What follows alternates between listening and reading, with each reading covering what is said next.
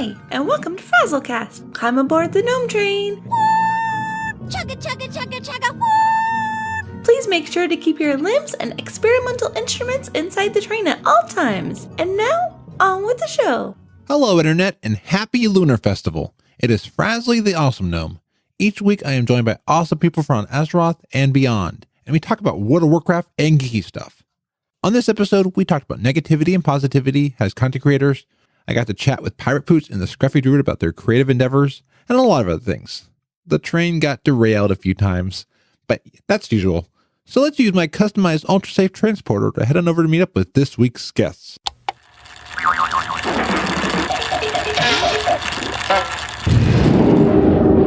So tonight will go well, as I have Hogrus, the swine of good fortune, or maybe that's Hogrus, from the Cash Shop.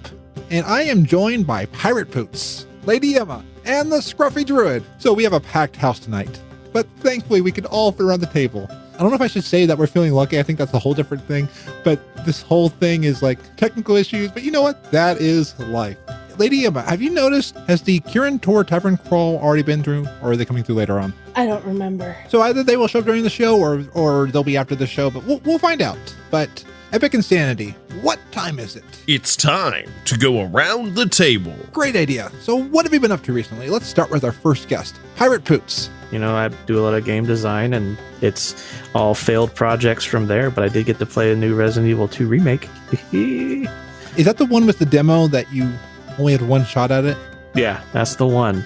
And I got it, I think the day of the release, and played through basically the Leon first campaign, which basically just playing as a cop, going through the police station and a few other places, and no spoilers, but basically it's kind of scary, but mostly action. It's very good though. I might try that, because that one sounds very interesting, and I've never gotten into Resident Evil games. The fact that it's remade and stuff like that, I'm glad that I can play the game instead of doing the demo. I was too afraid to try the demo, because I don't want it to just go away after trying it. Yeah, the demo wasn't very easy. And then you've been working on game design? Yeah, I've got a few projects that I've been working on here and there, but they all seem to not be working out too well. So I'm trying to find my magical project I want to work on. Those are you like going to keep working on those, or just going to start fresh? Well, the upside is a lot of it I can keep some of the work that I did from previous games and just modify it to work with the new ones. So it's not like I lose everything that I worked on. Most of what it's redone is just, graphics and stuff. Like if I don't like the style of graphics I was working on for the last one, I'll just redo new ones. Oh, very cool. And Lady Emma, what have you been up to? I have been raiding with my raid team, which is great. I raid with Hump Day Heroes from CTR. Hump Day! Yeah. Originally, we tried in the beginning of the expansion when the raid opened that we have the casual fun time raiders on Wednesday, and Monday would be the ones who push us.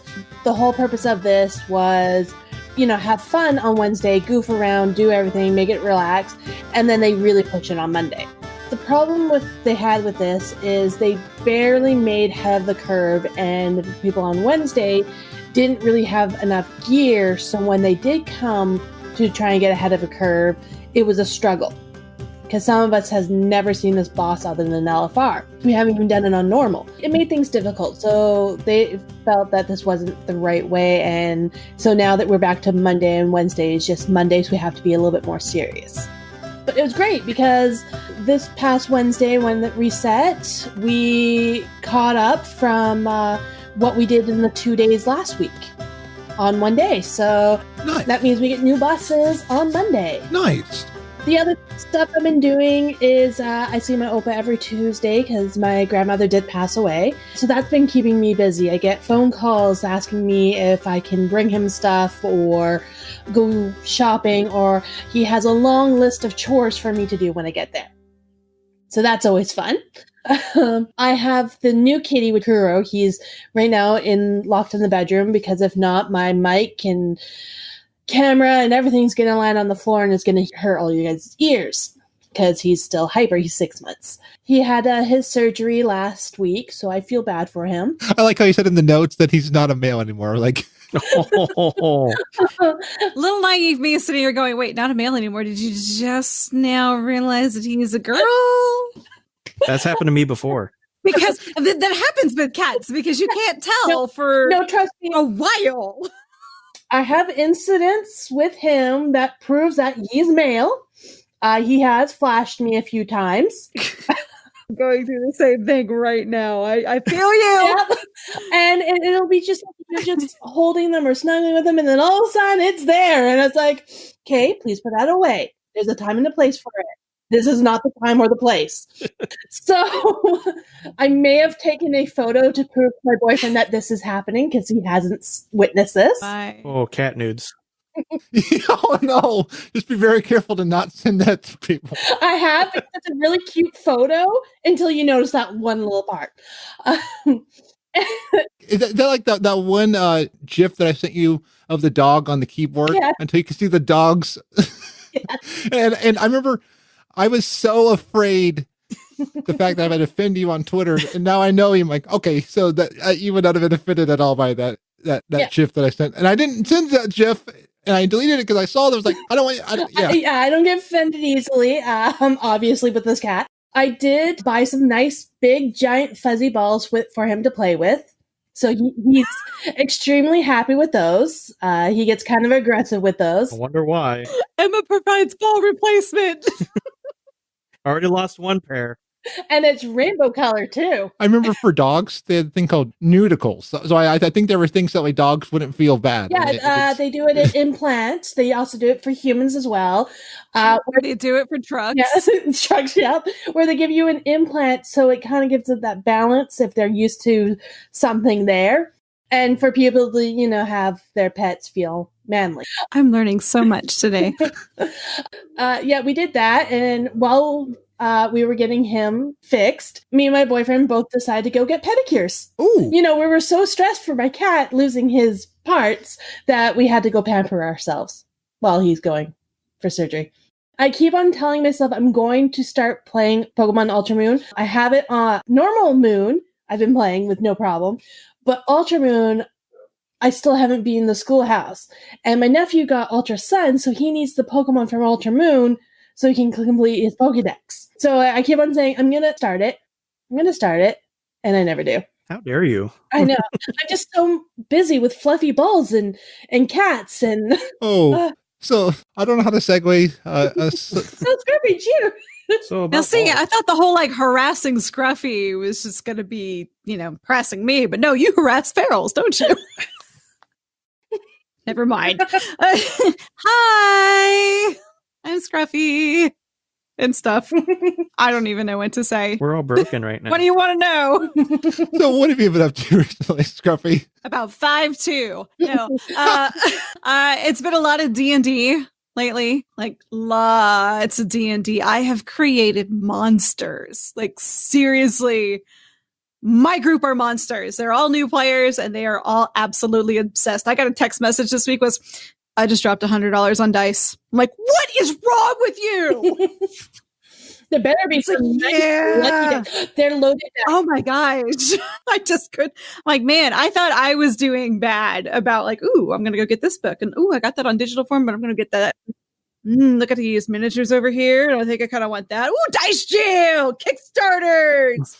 No, I have not reached the $100 on dice in one transaction. Kudos to my crazy party members that are just... Have you done any of the 3D printing models for your layouts? I really want a 3D printer just because of this. I'm so obsessed. No, one of the guys that I play with online, he has a 3D printer. We were talking about things one night. I'm like, man, I really need to get these condition things. I said, did you see these? He's like, I got a pattern for that. Hang on. He is printing me all sorts of nice. things. I was just going to say, boyfriend's brother-in-law, he has a 3D printer, and that's why he was doing. That's why I was wondering. Oh, yeah. I could totally justify getting a 3D printer just to print minis. I would suck at painting them. That was actually another text message I got this week was, oh no, my miniature broke in half because the one that spent $100 on dice also got a printed mini from Hero Forge. I was like, you just need to find somebody with a 3D printer and then buy the pattern for it. Yeah. And, if you would have done that, you could just reprint her. She's like, I'm going to glue her back together. But yes, we need a 3D printer. So yeah, I'm absolutely obsessed. I actually joined Adventurers League last week, so I actually get to roll physical dice and actually be a player. And I'm still learning how to DM, so this is helping with that. All D&D, all the time, in my house. My husband actually just told his boss that it's like Wednesdays are going to be a little iffy because we're it's like we're playing. We've got a Dungeons and Dragons. Nope, scratches it out. He's like, we are doing gamified improv acting focus group every Wednesday night. I love that. Which works. It totally works. But yeah, between work and D&D, I've been pretty busy. I'm trying to get back into streaming, and I have finally brought in console gaming. Yay! It also means I've been away from Warcraft because I haven't had an awful lot of time to play, but console gaming lets me play for like an hour or so. Let's face it, you can't really get anything done in an hour in World of Warcraft. No. Except for maybe an emissary. You can fish. You can fish. You can fish. You can run old dungeons with me. Oh no, old raids. This is true. Because I can't. I totally miss it. I need to do something. I'm not allowed to do ICC by myself. The mount. You should take me. Yeah. So that way I get it. Because I saw that crap, man. Not my fault. I haven't been able to run any old dungeons because I'm too busy trying to get caught up with the new crap that I can't get through because I don't have enough time. But I still love Warcraft, so. Park and all in front of ICC and I'll run it with you once a week. Okay. Yeah. We'll make a date. It'll be a date. Yes, definitely. I was really late tonight because we are finally interviewing again for somebody to be an assistant at work, so I will not be doing the work of 5 people. Yay! Nice. So hopefully, they told me I was going to get somebody in the new year, and fingers are crossed. It would be a wonderful present. We'll see. Hopefully they like D&D. Yeah, the person that we interviewed tonight is like, oh, this is going to be great. Like, because I'm about over hours this week. I said, I'm just going to come in late tomorrow. And they're like, well, you could leave early. I'm like, yeah, but I could just stay up late and watch Critical Role for once. And they're like, what is that? Well, a bunch of nerdy ass voice actors sit around and play Dungeons and Dragons because, yeah. But then that led into all of us were nerds, and my manager and I got talking about Marvel, and the interviewee was talking about playing Call of Duty, so geeks galore in my workplace. And I am not the geekiest, but I will certainly wear the title if I have to. And the other thing going on, which I'll probably have to have a conversation about after this podcast, is we have had a dog staying with us this week. We've been trial before adopting another dog, and Book is obsessed with him. I'm kind of obsessed with him. It's adorable. And here's what's really kind of creepy. I looked at this dog's history and went back and looked at the vet records and looked back at the adoption papers because he had a home. He's not like a terrible case where, he's been rescued from a backyard and has to be rehabilitated. But those dogs are great too. This guy, his owner had a stroke and is not able to take care of him. And the guy's kids don't want to take care of him. He's still like only a year old. I went back and I looked at this paperwork, and he was adopted out of the Humane Society where I adopted Book, and we adopted Book 2 days later after he had gotten adopted, the other dog that's now with us. And the way that they act, I'm joking around about it, but in the back of my mind, I'm going, it has to be. I think they know each other. They are so obsessed with each other. Book is hit or miss on other dogs, and he is very territorial. We're not having any of that with this other dog. No. He's like, oh, you want to be on the bed with us? Cool. Oh, you want to take my toy? I'm not going to growl at you. It's cool. And everything that they told me about this dog, they're like, yeah, he loves to be in his kennel. He'll just sleep next to the bed. He doesn't bark. Nope. All of that's out the window. He's totally dogging. Nice. Like, he barks now. He sleeps on the bed. He's not fighting over food or toys like they'd said with some of the other dogs. And so now they eat together, and it's been 5 days. So yeah. Book is really happy. He's very, very sweet. You've got a new dog. It's possible. I heard that his farts are really, really bad. That was the text message I got coming was that he actually gassed Book out of the room, which is not a problem for me because I can't smell shit. So I'm just thinking you could wear a gas mask and just go around saying, "Are you my mummy?" Yeah, we could do that. Are you my mommy? Are you my mummy? I just told the most dangerous thing on earth to go to his room, and we're in his room. No, I'm sure we'll have to have that conversation tonight about whether he stays or not. He's probably staying, but we need to have that conversation. There is no conversation. He's staying. Just get a gas mask. She's like, I know you. Book basically accepted him, and this is now his buddy. It's the same way how I got Kuro. Kuro wasn't supposed to be my cat. Mm-hmm. It's my mom's cat. Yeah. He's now my cat because Jinx adopted him. It's the same situation. What is the new puppy's name? That is debatable right now. His name is Jake right now, but I kind of want to call him Malcolm to stick with the Firefly theme. Do it. And he kind of acts like a Malcolm, but it's going to take a lot of work to get him to change his name because we've been calling him Jake. So I don't know. Jake the dog. The camera moving is them bumping into the desk right now. But, Jake also fits too because he's very much looks like a farm dog. Jake's a good farm dog name. And something about John Wayne having a Jake character, so it all kind of matches. I don't know. I like that. Anyways, he's a good kid. It's very sweet. It's been very fun and crazy, and I really need some sleep from it. Pirate Poots brings up a great point. Jake the dog from Adventure Time. Hey, Finn! Yeah, I haven't watched that at all. Disappointed. Yes. Oh, absolutely. I am full of disappointment. I'm sorry, I've never seen the show either. I don't know. I have a thing with like animation and it being all like wibbly wobbly and not in the fun timey-wimey thing. So like arms that go, it bugs me. I don't know why, but it does. I've got 2 shows I want to talk about. So the first show is the final part of season 4 of Kimmy Schmidt. Amazing. It ended so well. I won't say what happened because it's just, you've got to watch from season 1 to season. I think I got to season 2 and I got bored. Does it get better? How can I play video games if I watch TV? Easy. It's called multiple monitors. So with me, I can only focus on one thing at a time. I can't watch stuff and play games. I watch stuff and play games depending on, especially with World of Warcraft with farming. That's all I do is watch TV. See, this guy I tanked with for years would have Netflix on his other screen, and he was, pretty awesome tank. I could not do that. Everybody would die. Because I'm one of those, if you put me in a restaurant, that was terrible tonight with this interview, is that there's a TV like up above, and I'm one of those, oh my God, it's moving pictures. Every few minutes I'm doing this. That guy threw the basket in the hole. Like, sports ball. I'm the type of person that I have to multitask or I pass out. My boyfriend and my best friend both hate watching stuff with me because I will fall asleep. Guaranteed. Put a Game Boy, the phone, or something in my hand. I'm fine. I'm good. So I'm always... Try knitting. I crochet. There you go. There you go. I'm so bad that if I were to pull up my phone right now, a Buxley sent me okay. We are podcasting. I'm sorry about that. But yeah, so I can only focus on one thing. But I wonder if I'm a maniac, because there's a show called Maniac that has come out on Netflix. And Emma, I think you would like this one. Is it Animaniac? I think. No, not Animaniacs. Yeah. Baloney in our sax. And Clinton plays the sax. I just messed up the lyrics. That's okay. Yeah. We somewhat forgive you. There's people out there that have no idea what that means, and that's going to make me super sad, but it's a thing. Clinton was an amazing saxophone player. No, I meant Animaniacs, but okay. Yeah, that too. And in Tiny Toons, elevator go down the hole. No, I want the blue ball. Blue ball. The blue. Oh, and my other one, potty emergency.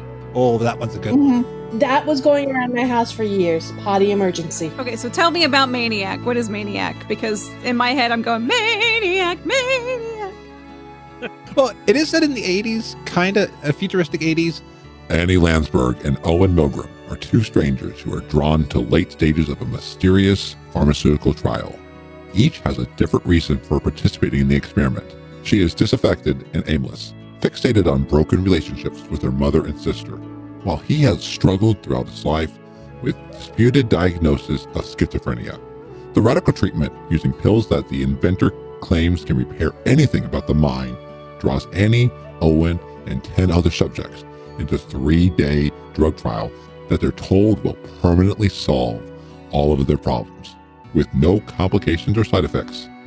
Unfortunately, things don't go as planned. Dun, dun, dun. It was so good, and I enjoyed it, and I finished it last night, so I loved it. It is on the Canadian Netflix. Nice. Hooray. So you will have to watch it, Emma, and then text me once you get to the scene that I'm thinking of, because I want to hear your reaction to it.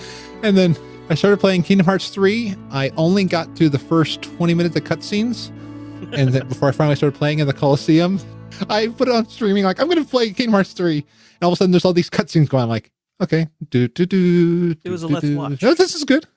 Now here's the thing. Yes. Have you played 1 and 2? Played a little bit of 1, never played 2. I played a little bit of the Beyond Sleep. Mm-hmm. on PSP. I played a little bit of that, so this will be my first Kingdom Hearts I'm going to fully beat. I plan to. But I got distracted after I started playing Kingdom Hearts 3. I love the game, but I got distracted because I am now back in WoW a lot, doing a lot of stuff. I did my first incursion in Nazmir. Was a lot of fun. I've never done an incursion before, so it was fun to do that. I leveled up to 360. I defended against my first Horde Assault. The first time that I tried to do a Horde Assault, it despawned because I got there too late. I just got champion of the Frozen Waste title and the Savage Hero. So 2 achievements I've been working on, and I worked on those.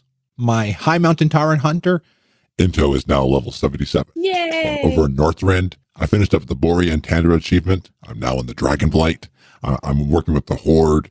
Raged on stream twice as an alliance player, kept killing my quest giver, and then another quest. I was on this thing where you know how you have to start this quest, and it takes a little time for it to start. Well, I go up there because nobody else is there. I'm about to start the quest. Some other takes the quest, and I am so furious. I'm like, I waited throughout one, and I'd wait again. So as soon as I got up there, I'm like, I'm going to get it. So yeah, I raged on camera, and I kind of hammed out a little bit for the camera too. So streaming does that. You'll kind of ham it up for the camera. I'm excited. I ran into some mechanomes in the Borean Tundra, so it's cool seeing the lore that we know is coming back in the game. So it's fun to see where it's going, and I want to learn more about them in 8.2. And then my gnome hunter Manx, which I realized sounds like Tom Hanks. It was a random name generator, but Manx is now level 27, and I'm leveling them with Michael every Wednesday at 8 p.m. Eastern on the Blue Recluse Twitch. Hooray! Yay! Can I join you? Are you level 27? I might have a level 27. Okay, yeah. Let me know because we will raid. We raid for about 45 minutes, or not raid, but we level. So yeah, we had Zechariah join us for Wednesdays. That's my raid day. Okay, that's our leveling day because Michael was actually raiding right now. Hey, Michael, hope you're having fun raiding the new zone. You know, speaking of rage and kind of anger and stuff like that, there's been a lot of negative press recently about Activision Blizzard and WoW. It kind of got me thinking. There was a issue earlier this week where somebody put out a now deleted video about the GoXLR. I am loving this thing, but they put it out. And it was shared to me by different people like, oh, that thing you bought? Yeah, it's garbage. You should look at this review.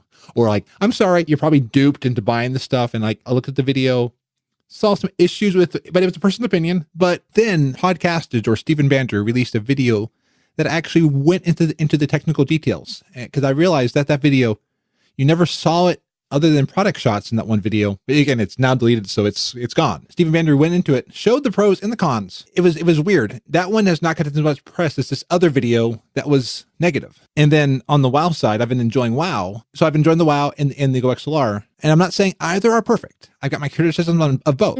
But it sometimes feels that the negativity drowns out any of the positives. It does. I've noticed that recently with the new flying pig mount. Yeah. Where, like, my raid team, a couple of people, as soon as they realized it was available to buy, they bought it while raiding because they were so ecstatic because they get a pot-belly pig and they can fly around. And, you know, when pigs fly, yay, I can fly. Yeah, and on the North American servers, we didn't get the pig because remember several years ago. Well, no, several years ago they had the golden pig pets, and then I think there was also another one that was just for China and Korea. Yeah, the golden pig, and then they put it in to recruit a friend so other people in North America can get it. I'm seeing a lot of hate, especially because this is apparently the third mount Blizzard has put out since the expansion that you have to pay for, and people are getting a little upset. But what they don't realize is last year they did it for the Year of the Dog. The pig is the same thing.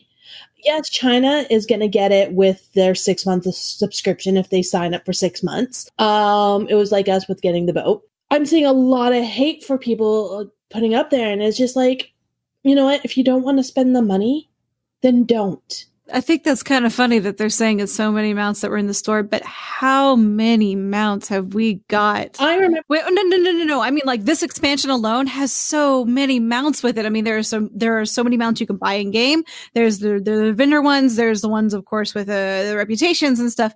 And then not to mention the rares for the Warfronts. I mean, there's at least 4 or 5 in each one. So we're looking at least 20 mounts in game that you can farm and buy. And they're mad about 3 to spend cash on. Well, it's the same thing with the Draenor. That was exactly when you started Draenor. There was all these mounts that you could farm, buy. Mm-hmm. It's the exact same thing. They're just looking at Activision's trying to get more money. So they're not even blaming Blizzard. They're blaming Activision trying to put money in their pockets. I don't care. I like the mount.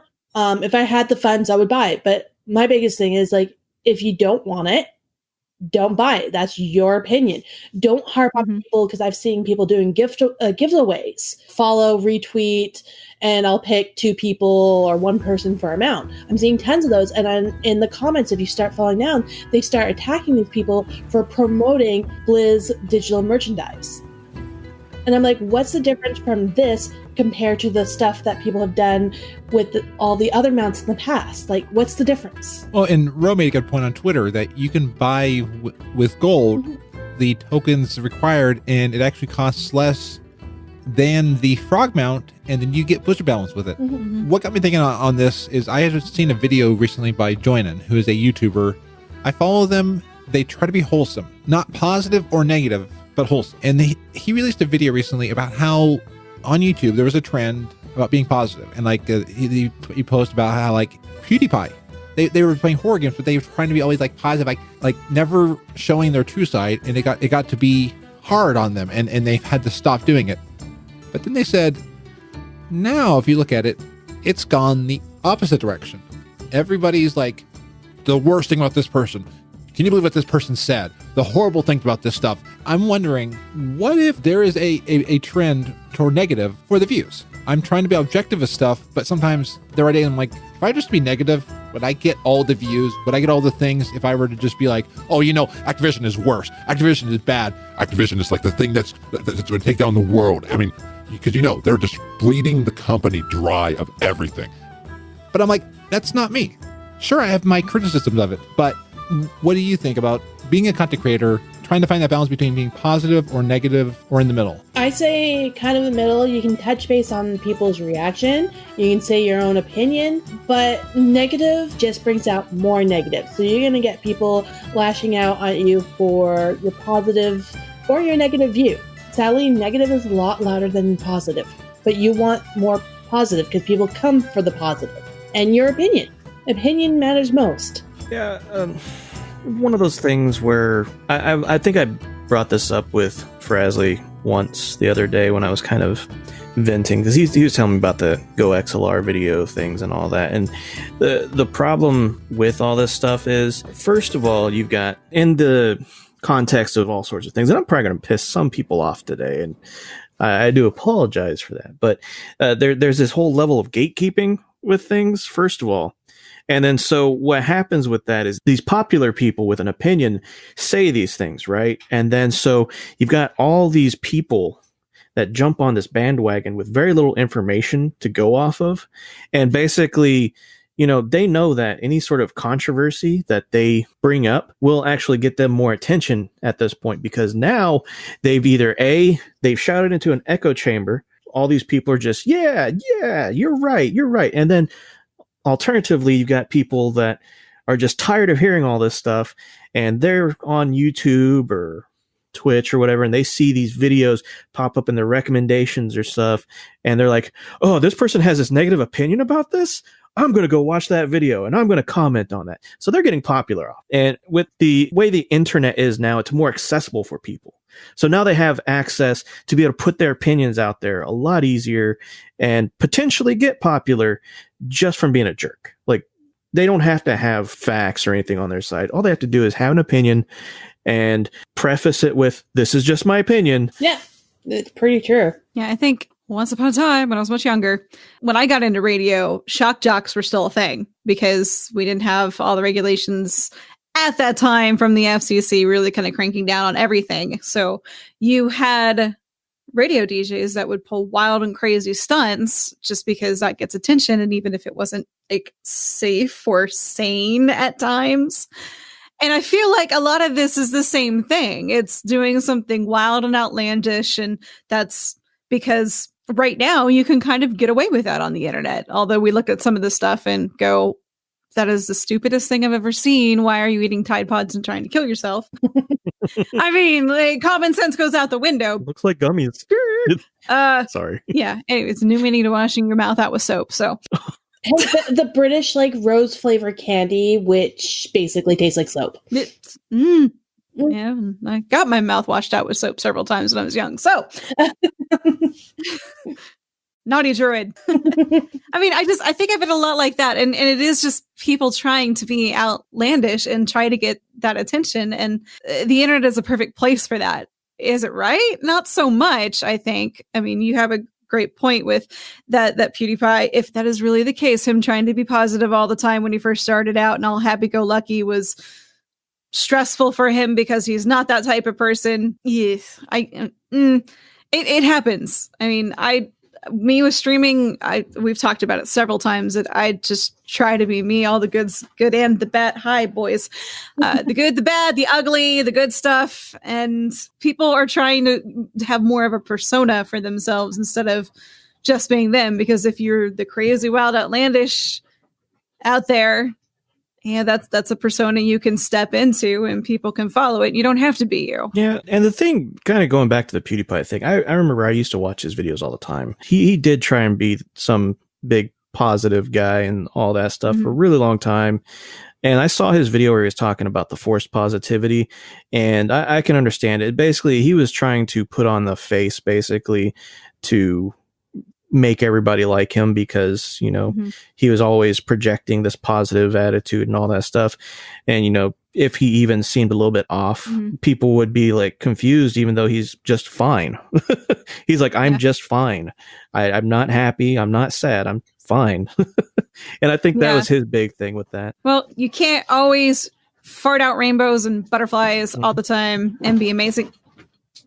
Boys?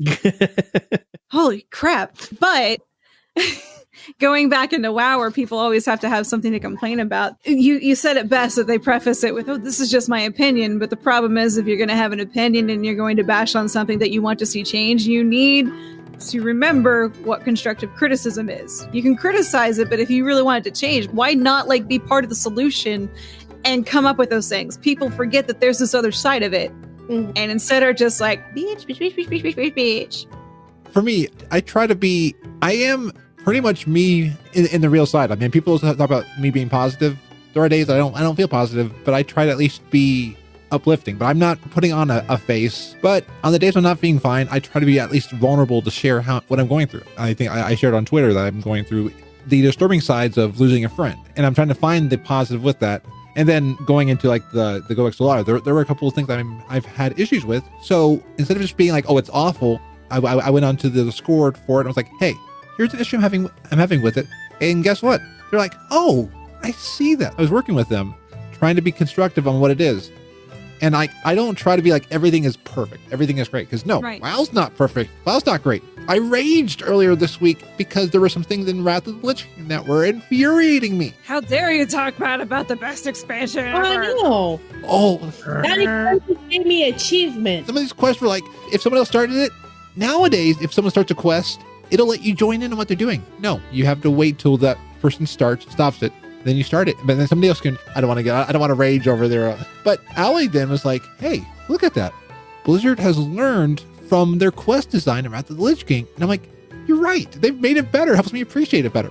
But yeah, I've realized being I don't want to call myself an influencer because I don't like that term either. I don't like the term influencer. But everybody does have influence over something. Everybody has a platform. It's terrifying sometimes to realize if I say something, it could affect somebody in some way. And that's one of the most terrifying things is I've heard people say, hey, this helped me somewhere, or you said this, let's talk about it. And it's been one of those, there is an importance to not being negative, but you can have issues with something that's going on. You can be like, hey, let's look at this. But it is tempting sometimes to want to go negative. I mean, even today, I put this in here because I wanted to talk about it, but I don't want the whole episode to be like, people are upset. We're upset at them for being upset. Yeah, see, for me, I have a very negative place where I put all my tweets. It's private. No one really follows it because it's private.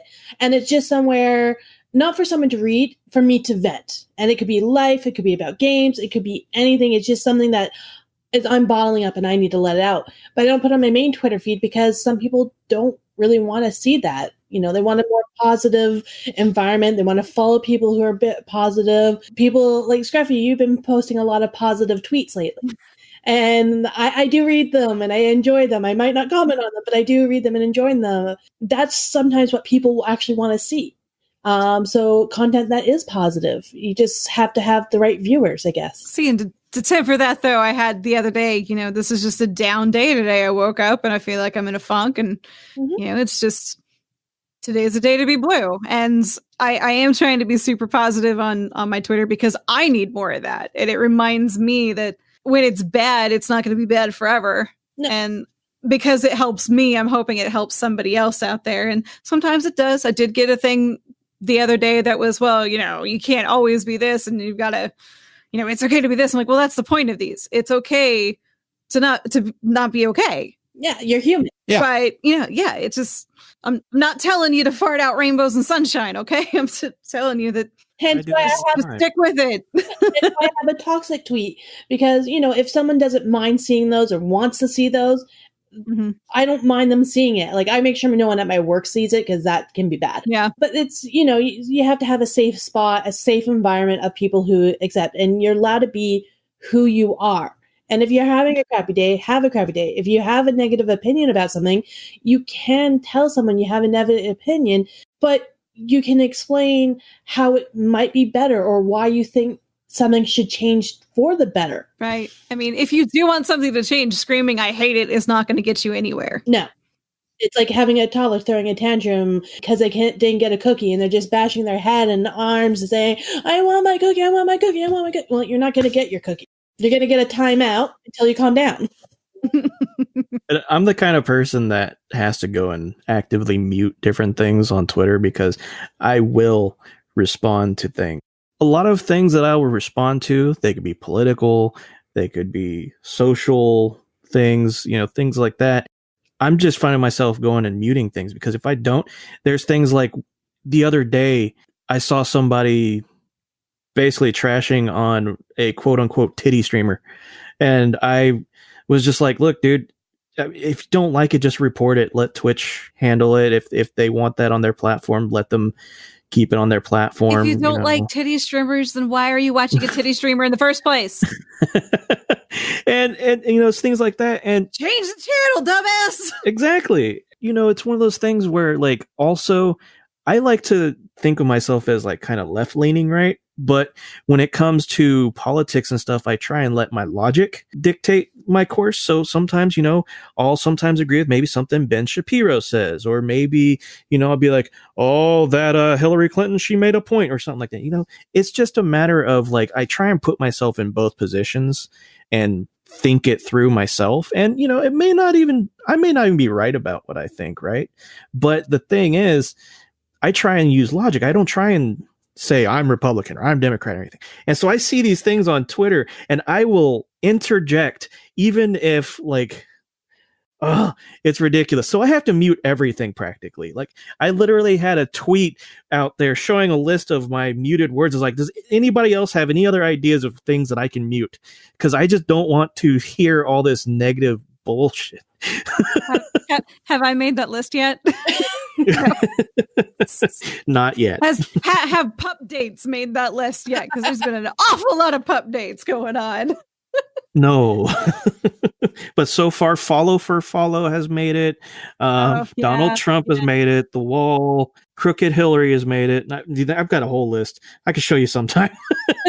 I really should enact the list because now I'm seeing a whole bunch of photos pop up on my timeline that are certainly things that I would not be into.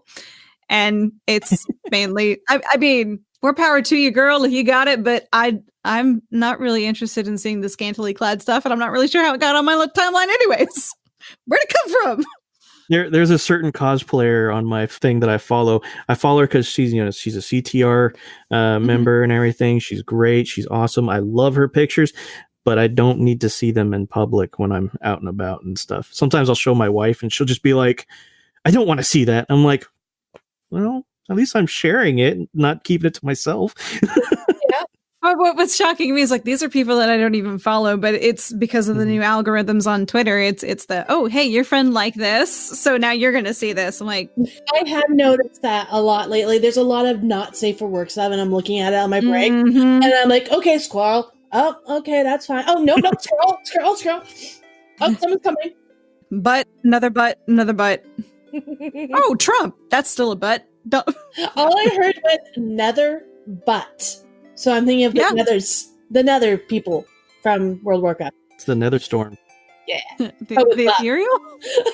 Yeah.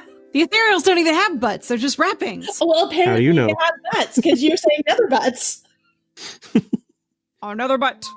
There was one time I was going through Twitter and somebody posted a porn video. I'm like, I don't need to see that on Twitter. And I'm not saying that like that they can't like that. I'm just saying I don't need to see that on Twitter. And Twitter, I've seen so many of those lately. I won't say who it was, but I was doing a commission for someone a while back, and I had to look up how to spell his name and all that because in his emails everything was like his real name, but on Twitter is where he had his character name. Right? Yeah. Mm-hmm. And so I went on there, and the first thing I saw was just, yeah, I didn't need to see all that.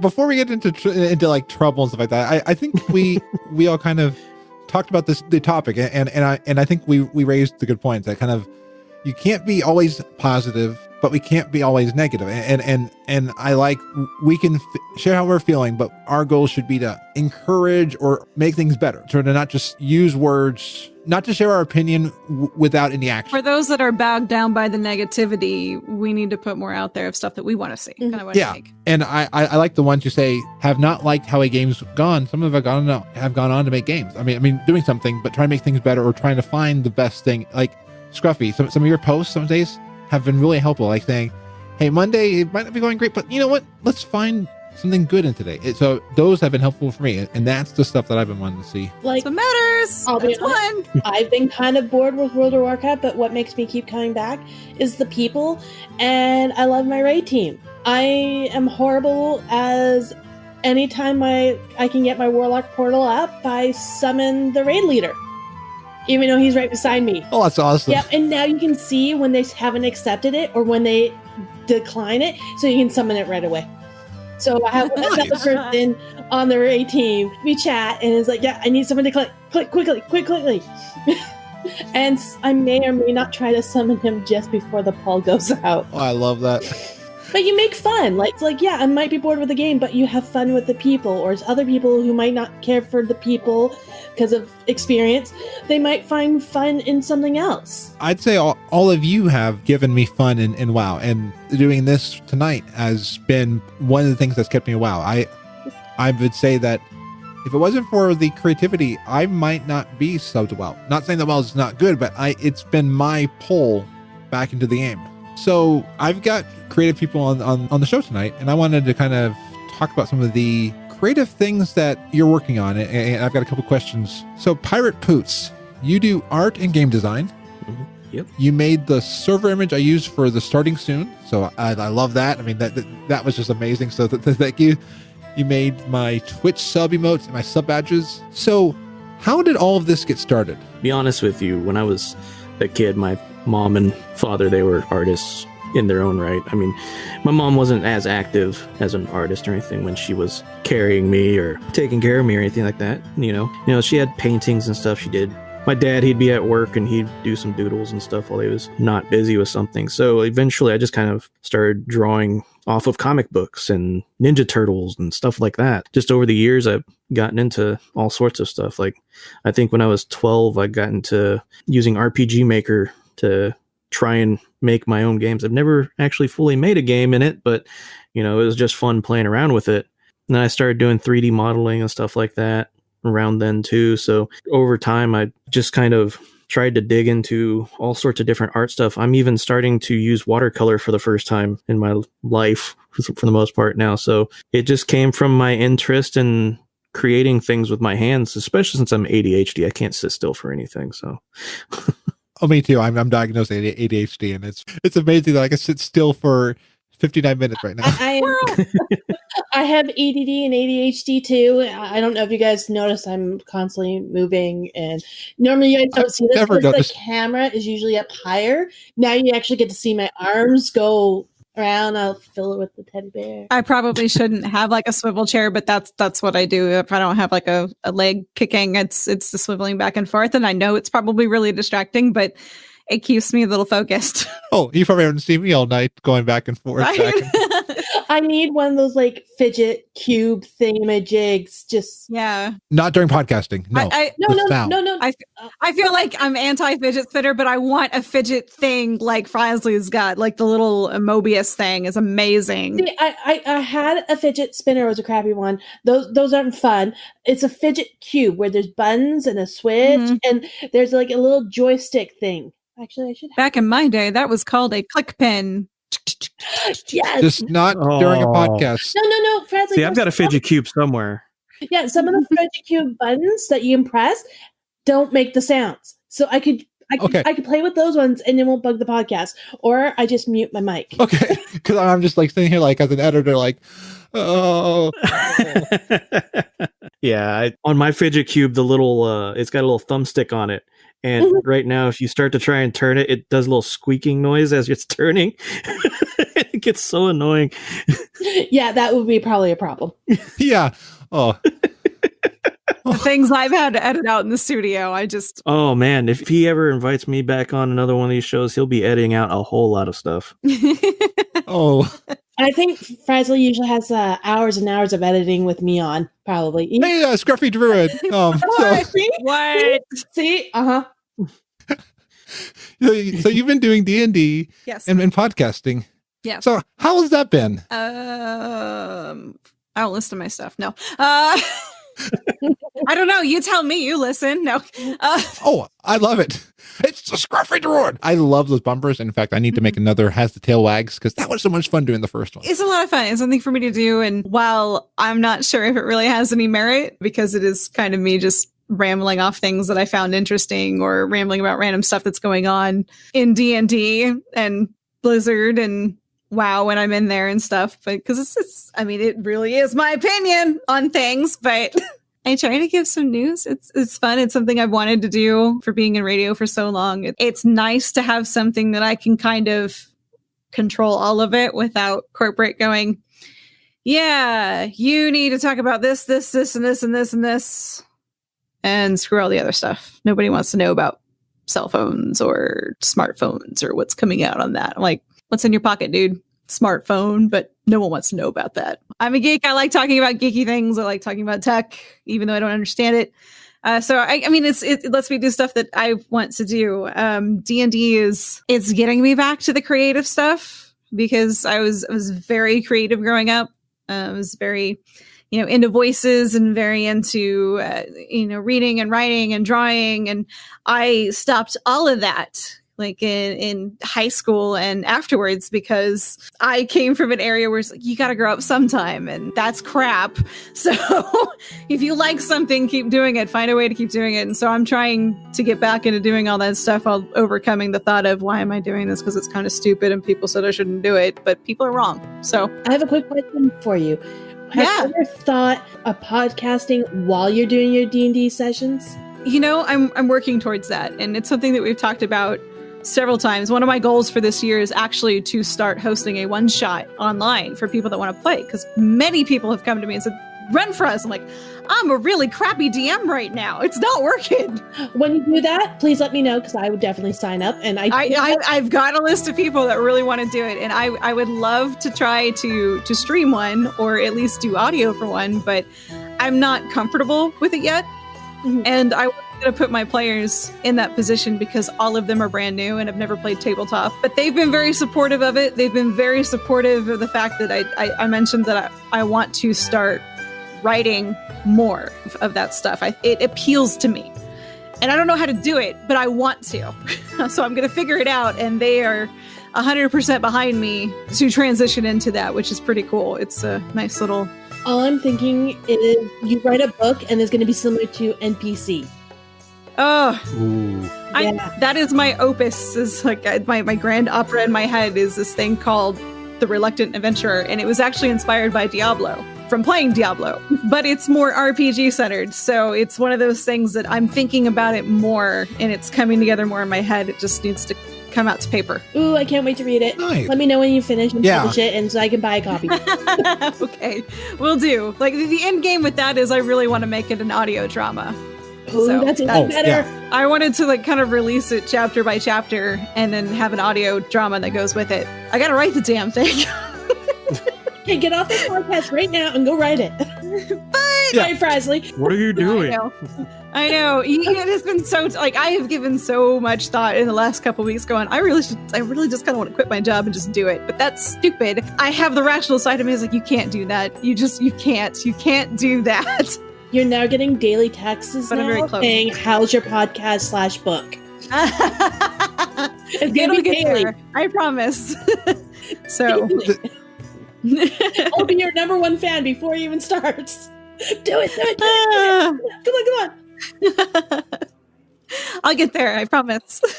The one thing I love about what both of you have said is something that you're drawn to, something that you're motivated to do. Somebody today asked me on Curious Cat, what it was my childhood goal? And I realized it was to be a radio broadcaster and a radio DJ. I mean, because I remember as a kid, there was a thing at Kings Island. It was like an old, like, let's play old songs, but we're a radio station playing these old songs. So it was like a story behind it. I then went around for weeks being like, I am DJ, I forget what the name of it. I'll just say like DJ Francesco, or I don't know. But it was just like, I made my own vest and stuff like that. And look at it. Now I am podcasting. I'm doing something that I've wanted to do. I wanted to ask you what your costume was. I was like, what costume does a DJ have? This was like an old, like, it had like little frills and stuff like that. Okay, you got to get photos. You have frills. I was 6 or 7, so I don't know if it's still around there. No, I know audio listeners cannot see it, but go to Pirate Poots' Streamlabs merch store because I am wearing a gnome shirt that Pirate Poots made. Yay! I love it. It's actually one of my favorite ones too. Oh, it's so cool. I love like just like the crazy, like I'm inventing. I mean, I love it. Like I'm a gnome. I'm inventing stuff. Yeah, let's take over the world. We're good. So I've got questions for both of you. Just kind of, what was the biggest challenge you've had to overcome? Getting out of your own head and doing it. I mean, for me, I'm totally an introvert, man. So it's very difficult for me to stream on some days. Like, it's not necessarily because I don't want to usually or whatever. It's usually, I think, honestly, I get to a point where like I'm super tired and I'm trying to wake up and I'm just like, I just really don't want to talk to people today, you know, and it's not because I don't like doing it and I don't like interacting. In fact, it's a great way to actually start to push yourself to socialize, but I don't like salty people and I'm super salty. So that may maybe not be the best thing. Do you have the salty achievement? Yes. Yes, I do too. I don't have that one yet. I'm salty about that. You can't be salty. You don't have it. Oh, ow. Actually, you know what? I might not have it. I think I was going for it. I may not have. I'm gonna have to check actually now. Something to aspire to. Yep. Oh, totally. I am salty. You're not full salty till you're salty. Yeah, and I'm salty. I think also the biggest hurdle for streaming in general is just having the time and space to do it. If you don't have the room to do it in any sort of context or the timing to do it, then it's just even harder. Like, I know it took me a little while to find a kind of a decent time to do it. And I've gotten to the point where I'm just like telling my wife, I'm like, don't worry about having to be quiet. You don't have to be quiet. I'll talk to you while I'm streaming. If I can hear you over my headphones, I'll talk to you. It doesn't matter. But she still remains quiet the whole time. Oh, Mr. Scruffy always kind of pops in and out, and we have dinner conversations. He's like, hey, you want to play this? I'm like, yeah, just stick it in the microwave. It's cool. We'll be out in a minute. Mm-hmm. 30 minutes later. Why didn't you get your dinner? I'm covered. I kicked my boyfriend into the bedroom or usually out of the house when I'm podcasting. Get out of my house. Audio recording is a completely different thing. That's a whole other bag of worms. But when it comes to the podcast, I just kind of deal with Book being rambunctious, and we've obviously dealt with it on this podcast. And during streaming, you've been there when I've seen him grab something that he should not have, like my Fitbit charger. Yep. See, I happen to Pretzel tune in has when an that happens. excuse, but people don't. Yeah. I mean, it's part of it, but when it comes to like work stuff and I need to go in and record and stuff, the dog's got to be quiet, dog's got to be out of the room. Editing out barking sucks, editing out farting sucks.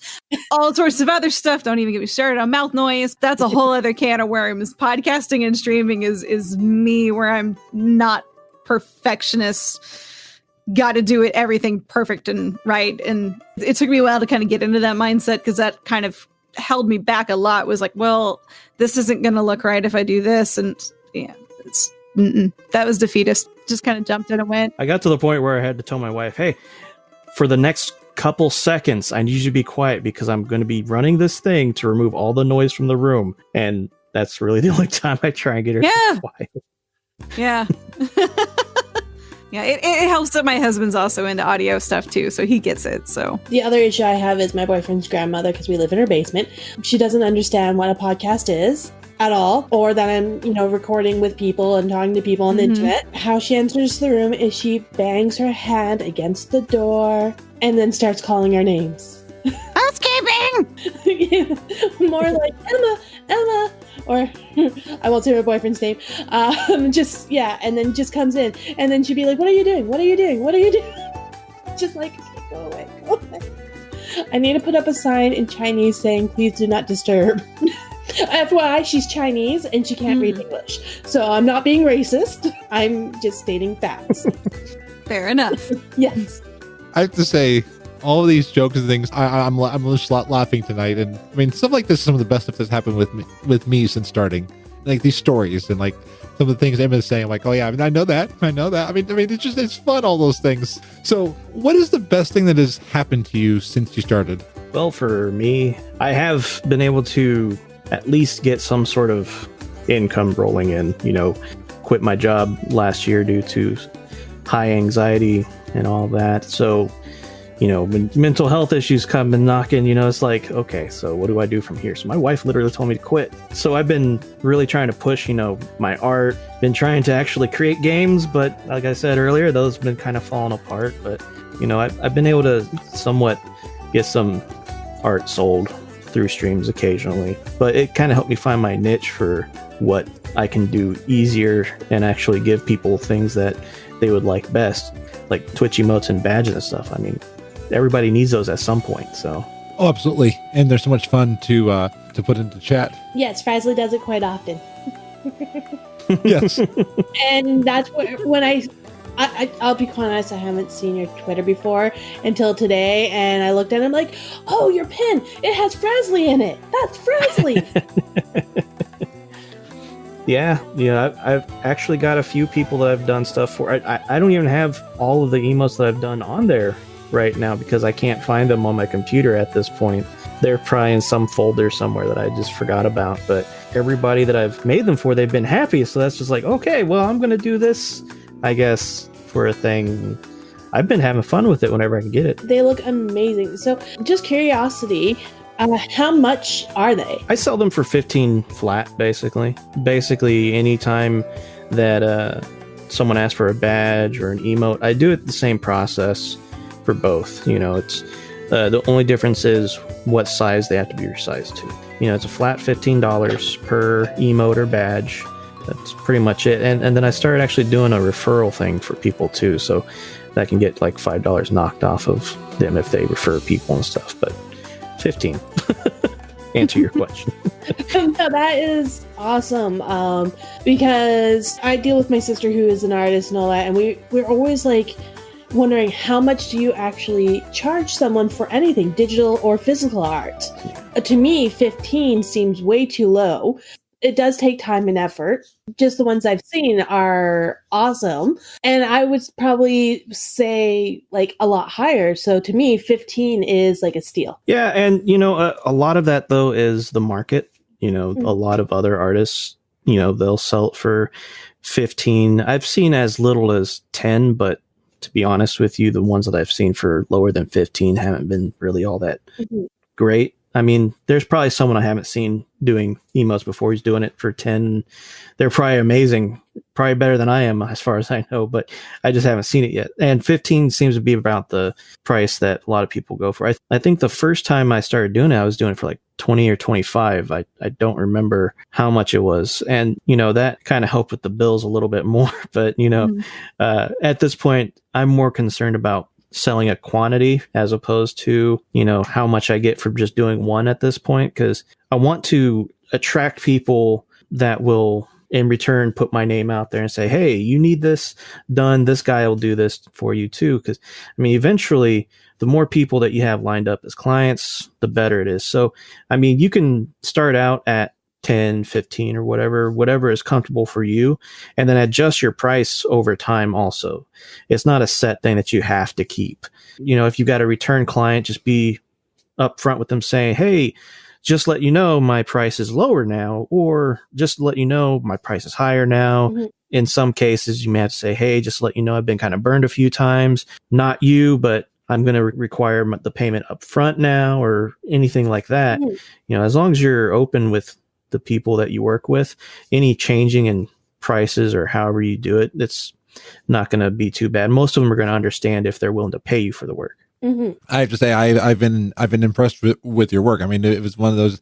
Each time I come to you, I'm like, hey, I've got this idea, and then you blow me away each time. It's fun. And now it's like you'll see them all across like Discord, because like I have synced up where the Twitch, it syncs to Discord, and I love to try everyone to, like, someone will like make a joke and I'll just put like the Frazley XD. It's fun. I definitely will be telling a few of my friends who do stream, and if they want emotes specialized for their streams, that they should go to you. Just the ones I've seen of Frazley's, they're awesome. I even love like the art and the drawing on the starting soon screen. I love that, all the fun little details, and whenever I see, I'm like, oh, that's cool. I keep finding cool stuff in that one.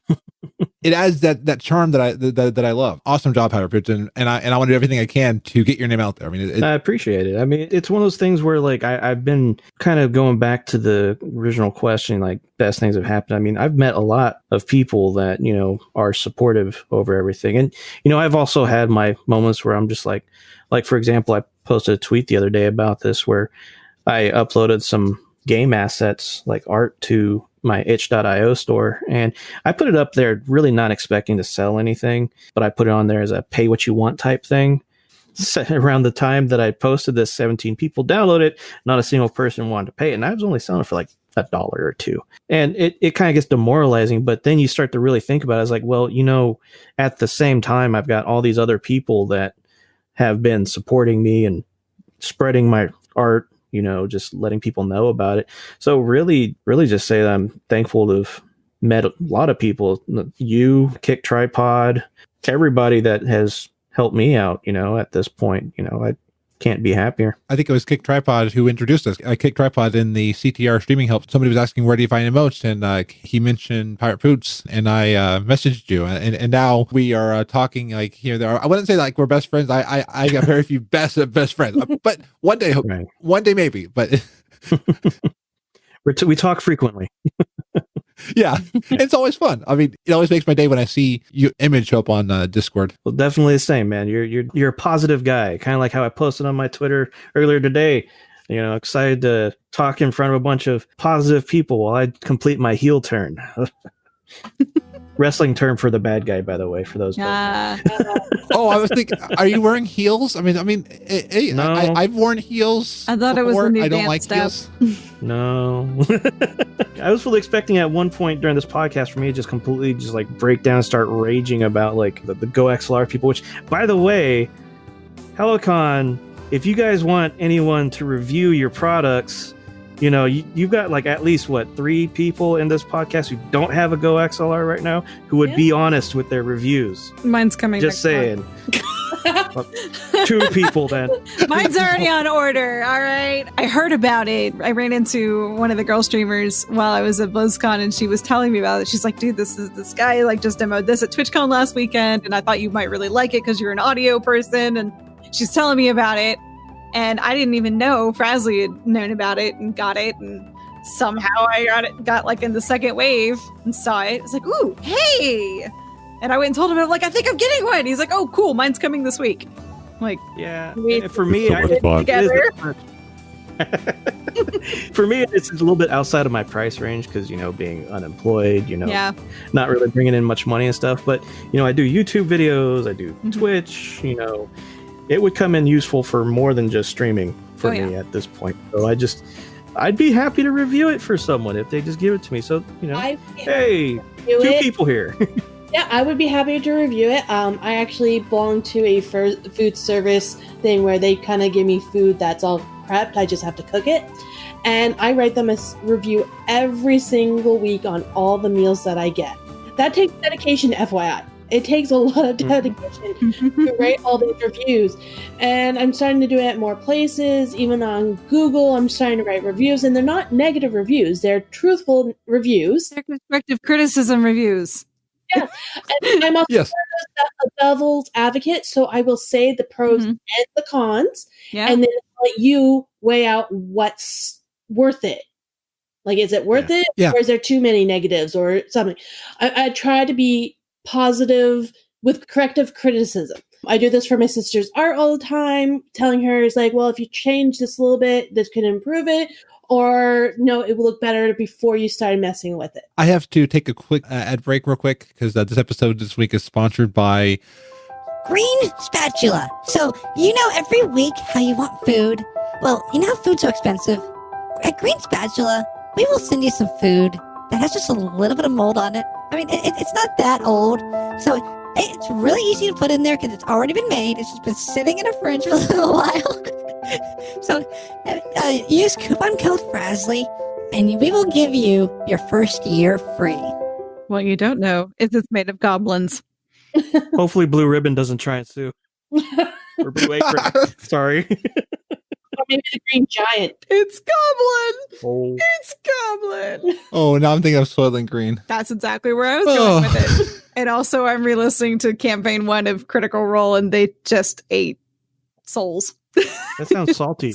Soul slivers. I hate a person. It was probably a bad person. I hate a person. Oh, so then, I wonder though, if they were to have known that ahead of time, would they have still gone that way? Kind of the same way, if you were to do this over again, what is the first thing you would do? How do you redo creativity? I mean, it's kind of always a work in progress. So I like that. You can't regret anything that you've done in the past, so I don't know if there's anything that I would change necessarily, except for start sooner, maybe. yeah, I think that's the biggest regret everybody's got. because if I would have started sooner, I would have probably gotten to this point already months back, and I would have probably not have potentially have my car repoed soon. I don't know, but at this point, you can't regret everything that you've made choices. So I can't say I would do anything different. I would probably just do it all the same. Yeah, I would have started sooner. I would have tried not to let people talk me out of things that I wanted to do. But I'm doing it now, so clearly I got there. Oh, I wouldn't have gone to school for HVAC. Oh my god, I'm with you. I hate I had like 4 or 5 different majors that I was going for because I just could not decide. I mean, I'm like a halfway certified massage therapist. I was going to school to be a music teacher, and I enrolled in a radio class, and I was going to do business. Oh, marketing sounds really fun. Yeah, it's all over the place. Yeah, at this point, I've got a degree for something that I don't even use because I'm afraid of heights. Yeah, like I would have loved to be able to take more creative classes in college. And what would you say is the best piece of advice anyone has ever given you? Do the thing. I don't know. I guess that's my advice, but all I could think of is Shia LaBeouf. I'm like, do it, just do it. But no, you really just, if you like something, go for it. Find a way to do it. And it took me a very, very long time to figure that out. You don't have to give up those things that you like. You can, if you really want to see something come together, spend an hour before work, get up a little earlier, or stay up a little bit later. This is probably why I don't sleep, but work on something so you keep it around so you're not waiting until retirement to start something that you loved to do. You're wasting so many years. It's never too late to start, is the other part of that. You just kind of keep at it, and if it's something that you want to pursue, career-wise, you're going to have to work on it until it gets to that point. But don't be scared to start and find a way to slip it in there. Keep it as part of something that you enjoy doing and have time to do. Make the time for it. Yeah, for me, it's kind of roughly the same thing. It was my wife basically telling me to just do it, basically. For the longest time since we've been together, she's been really supporting my art. There's times when I don't have the money or something like that, and we go to, Hobby Lobby or Michael's or whatever and just pick up some art supplies, and she'd pay for it for me, and she's like, just do something with it, For me, I haven't really received too much necessarily advice from people over the years, because I'm kind of in the position where a lot of people were always like, oh, well, you need to do this in order to get yourself to this. And when you're getting a regular day job and all that stuff that you don't really enjoy it, you kind of don't have all the time in the world for all that other stuff that you really do love sometimes. So it's just a matter of, like Scruffy said, you just gotta make time to do it. You gotta, stay up late to do things and whatnot. But the best advice I've gotten was just to do it. Yeah, coming from a gal that does her own voice work and runs her own voiceover company, I do that on top of going out and working 40 hours a week, and I still try to find time to stream because that's kind of my downtime.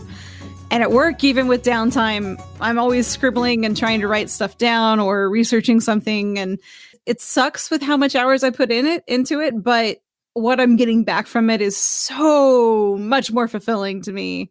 I like seeing that stuff come together, and even if it's something that doesn't go far, like maybe if the book doesn't sell well or something, or maybe the audio drama sucks, I'm still proud of it because it did something. It's something that I wanted and I made it happen, and I didn't wait until I was retired or, 60 years old. It's like, go on the trip. If you can afford to go on a trip and travel, then go for it. Don't wait. I have two people who are my biggest motivators, and they're probably the people that are amazing. One of them is my best friend. As long as I've known her, which is godly a long time, she's always wanted to be a pilot. She finally said, everyone told her she couldn't. One, because she was female.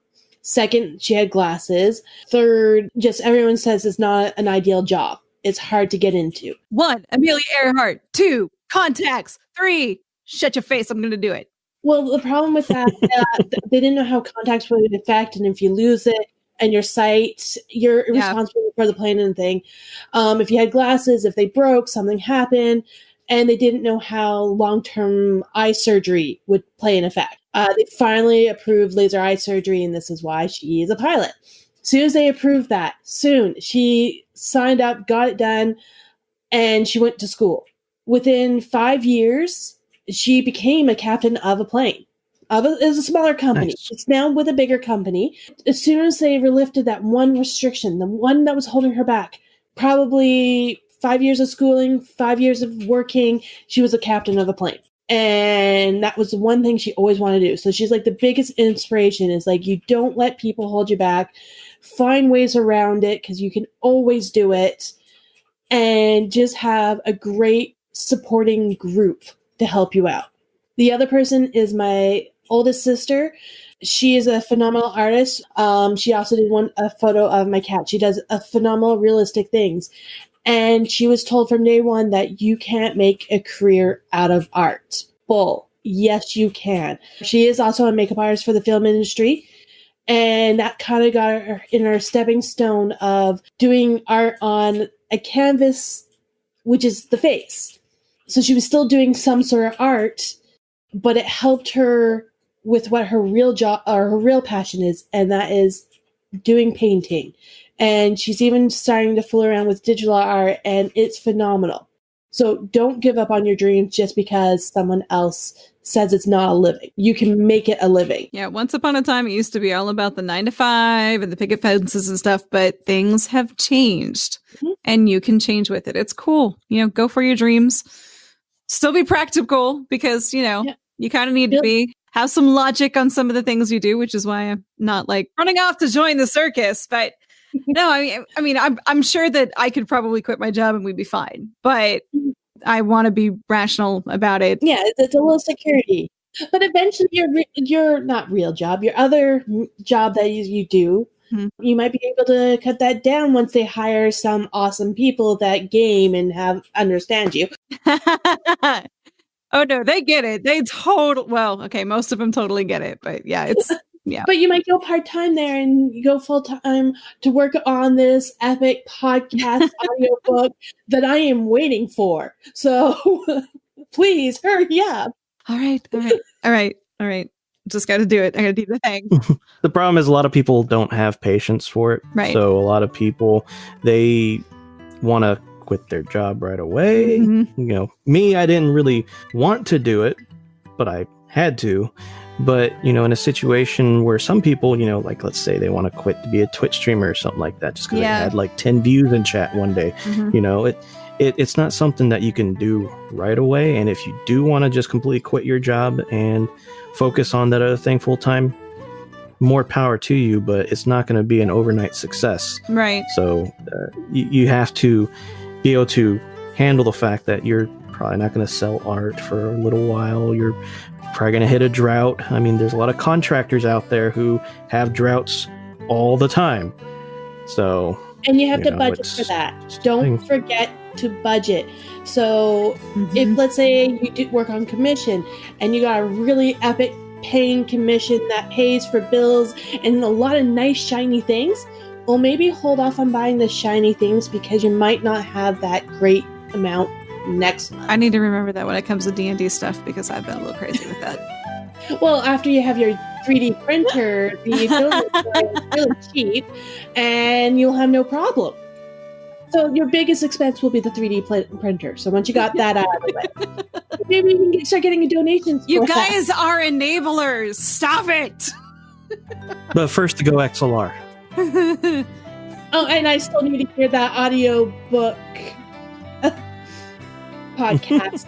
Go XLR is already paid with a business account. It's cool. See, like, I've worked enough to be able to pay for business that. expense.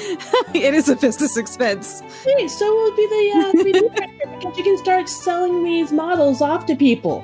See, I can't justify it as a business expense with the streaming stuff yet, but that is my goal, is to marry the voiceover and the geeky stuff together. So it's working. You can start streaming on how the 3D printer works and the programming. See, it's a work expense. It's a podcast. How to make 3D models for D&D. So anyways... Well, and you know, some of this stuff requires looking into the future to kind of see things. And we can't always see in the future in real life, but we can see in the future into World of Warcraft and what's going to happen. Somewhat. So let's look into Kilrog's site. Let's see what the wondrous, mysterious Kilrog site foretells of the upcoming events in Azeroth.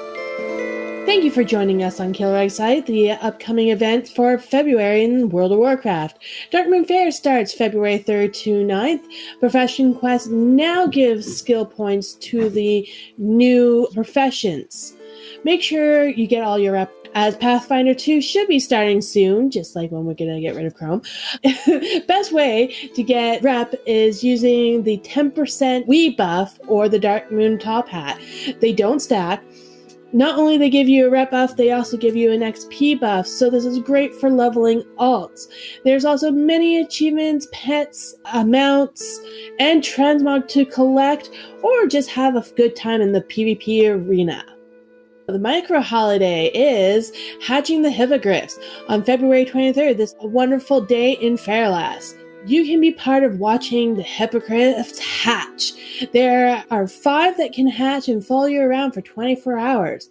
There's no in-game thing, just a wonderful day of taking time to appreciate the artwork that someone has created for all the players and play with hippogriffs.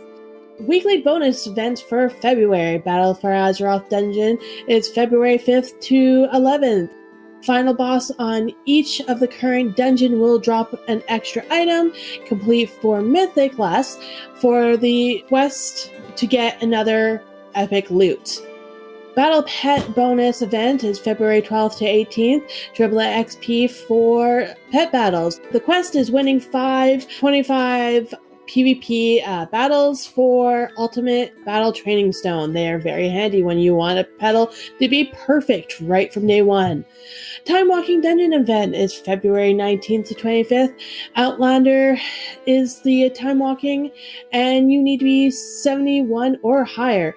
You can also queue for Black Temple with a group of people, and this will be hard mode like how it used to be. Finish 5 dungeon rewards, Azurites, time warping badges, and currency for in-game things. Arena Skirmish bonus event, February 26th to March 4th. 50% more honor during this time. Win 10 arena matches and get Azurite and Conquest. Now, the main holidays for this month is, well, we're continuing on with the Lunar Festival. It's still going until February 11th. There's 7 new toys for 2019. 2 dragon costumes of different colorations from last year, a green and blue. If you want the tail, it's 25 coins. If you want the body, 10 coins. Head, 25 coins. The Elder Hearthstone. What it does is put a moonbeam around you, and then just before you leave, there's some fireworks above you before you go home. That will be 30 coins.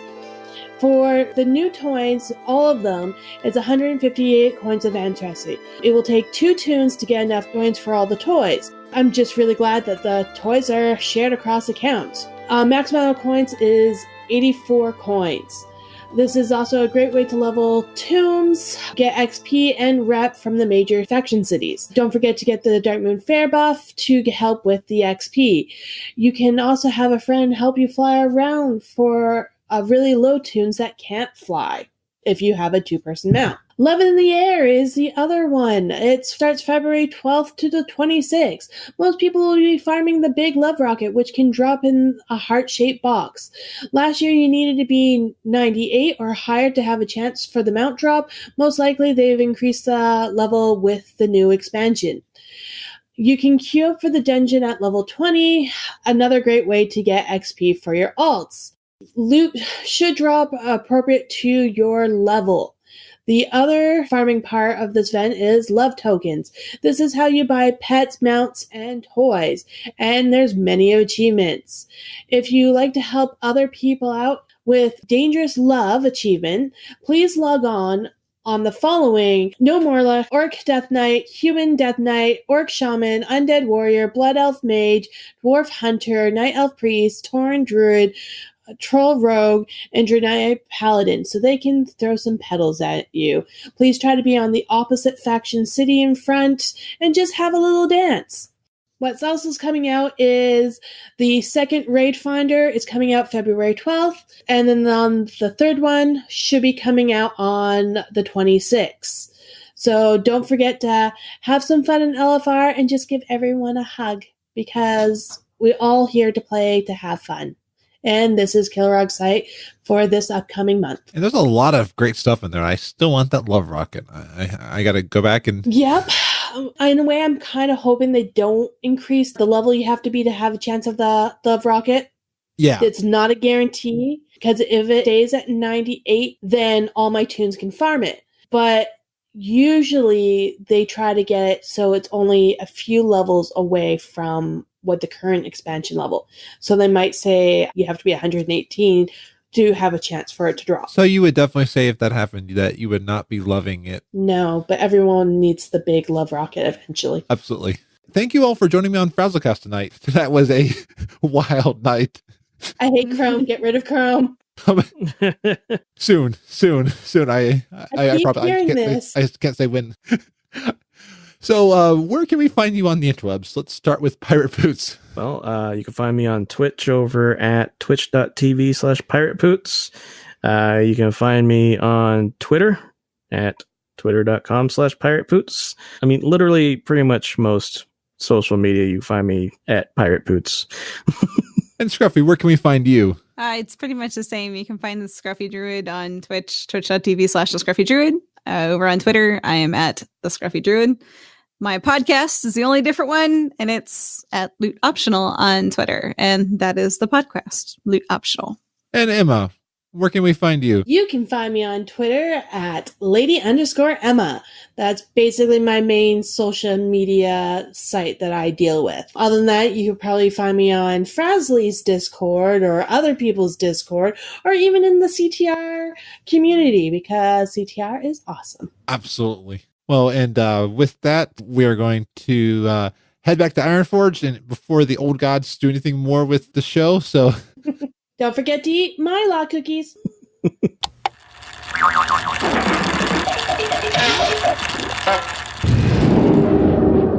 Well, I'm back at my home of Ironforge until we one day reclaim Gnomergon. And this has been a packed episode of FrazlCast. So before I go off to make a snack of Ritz crackers and ketchup, there was a poll I ran on Twitter about whether people have ever put ketchup on Ritz crackers. The results after 319 vote was that 6% are as awesome as me and said yes, it's so good. And 36% of you said no, so either you're too ashamed to admit it, or you don't know the joys of it. And 58% voted, what? Michael Haidt, I miss you. We need your Snack Stroth segments again. I'm eating ketchup on Ritz crackers.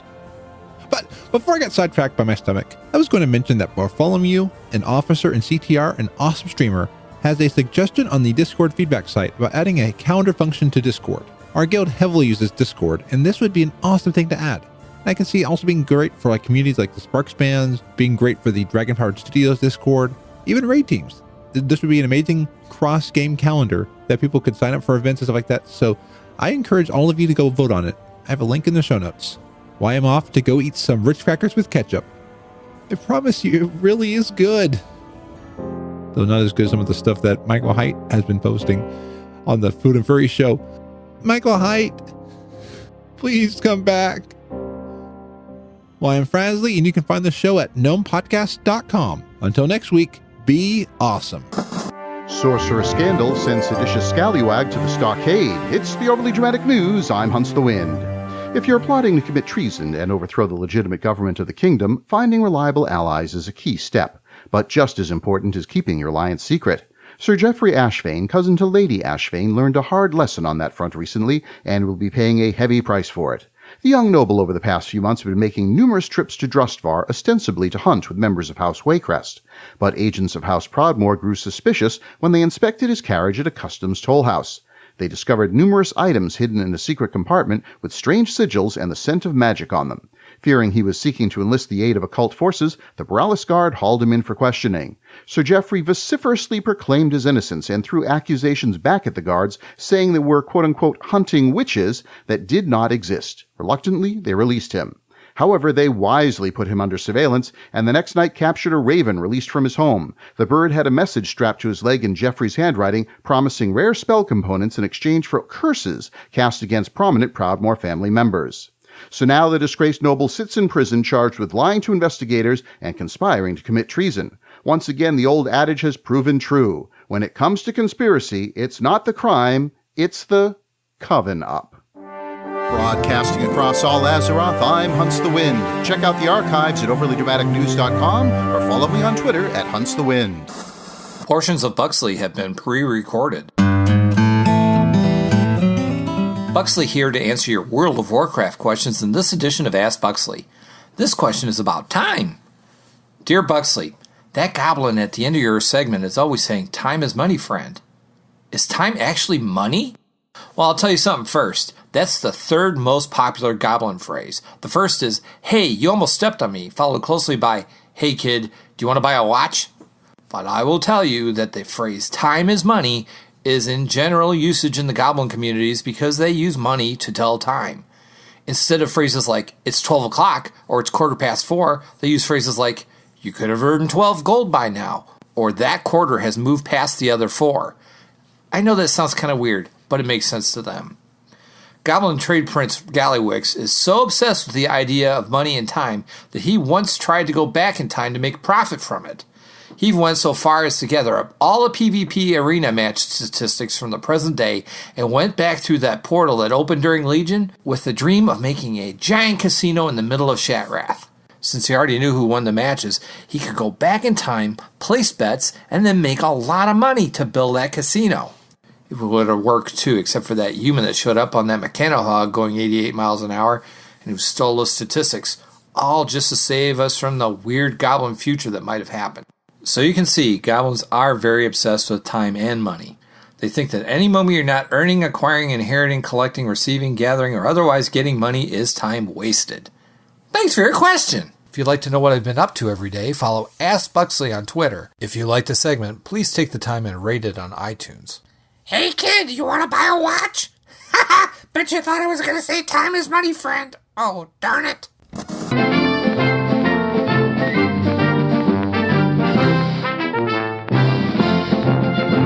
Welcome to the Frazley Report, a short broadcast by me, the Awesome Gnome, about the World of Warcraft. So we've got a bunch of news coming up today. The Battle for Dazara lore opened last week. This gnome is hoping to jump into Elfar soon. The reports are that boss fights are good, except there are some complaints that the Megatorque boss was short. We mean short in height, not short in fight length. Icy Veins point out that the guild limit faction transfer to Alliance for the eye level 400 gear. I guess they are pushing the limit on what we can expect from raid teams. It sounds like they will be transferring back to Horde soon, though they were told that the transfer won't bring back any shoulder pad items acquired, because Orgrimmar Customs won't allow shoulder pads out of respect for the true war chief, Sourfang. I know, this is an old meme, but I had to bring it up again. Blizzard has been making news in the cash shop front. Wowhead reports that the WoW esports prize pools will be funded by toys in the cash shop. This has come up against some not unforeseen opposition by people in light of a lot of the news recently about Activision Blizzard. We talked with a source, and some of the toys coming out will be foam hands with the team logos on them, vuvuzelas, in-game jersey tappers, and even beer caps for use during raids. There's also a leaked pig mount coming in WoW China that was found, thanks to Wowhead for mining this information. This may hopefully be making it to the US and EU regions soon. I can't wait to ride a flying pig. It has wings on it. Oh, someone must have given it Red Bull. Wow, it just sank in on what this means. A flying pig. Can you imagine that? Gnomes and cutscenes. Gnomes has a raid boss. Gnomes getting a Mega Dungeon. What's next? Apparently Sylvanas is looking forward to Worgen players flying into Darkshore on the flying pigs. She's planning some bonfires in the area, as she's been craving some bacon hot dogs. Along with the flying pigs, there will be flying t-shirts. Icy Veins has a look at the new micro holidays in 8.1.5, where NPCs will come to Stormwind and Orgrimmar and shoot t-shirts into the ravenous crowds. These will be permanent rewards too, as Icy Veins points out that it'll be the first micro holiday to offer this. My friend Matt said that it would be funny to add it to XR and Silvermoon, as then people will rush there to have a chance at acquiring the t-shirts. Thankfully this gnome is short, so I can duck between human and Draenei legs to snag a t-shirt. Back on Wowhead, they found that The Witcher 3's creative director, Sebastian Stepien, has transferred to Blizzard. Maybe we'll see more of The Witcher 3's vast and amazing world storytelling brought into World of Warcraft. Or a new project we don't even know about. And lastly, there was a Q&A on January 24th with a lot of information about the future of the game, like the Heart of Azeroth changes, the Koltirian racials, and more. But one of the coolest things that has this gnome excited is that Blizzard is looking at letting you put all 50 characters on your account into one server. The hamsters that run the servers will have to be working double time. I wonder how many steps they get on their Fitbits each day. Well, this gnome has reached the end of the news treadmill. Until next time, be awesome. Whiplash MTB in the Wowhead comments is correct. WoW is going to get a lot of people resubscribing who said that they'd only resub when pigs fly. FrazlCast is a fan podcast that covers Blizzard games. We are not affiliated with Blizzard Entertainment. Views expressed by the host and guests are their own. Some of the art, music, and sound effects come from Blizzard games and are owned by Blizzard Entertainment, Inc. No copyright infringement is intended. Want more awesomeness every week? Visit weeklyawesome.com. Weekly podcasts to make your week better. Remember to smile and be awesome. This show is brought to you by Dragon Powered Studio. Find more at dragonpoweredstudio.com.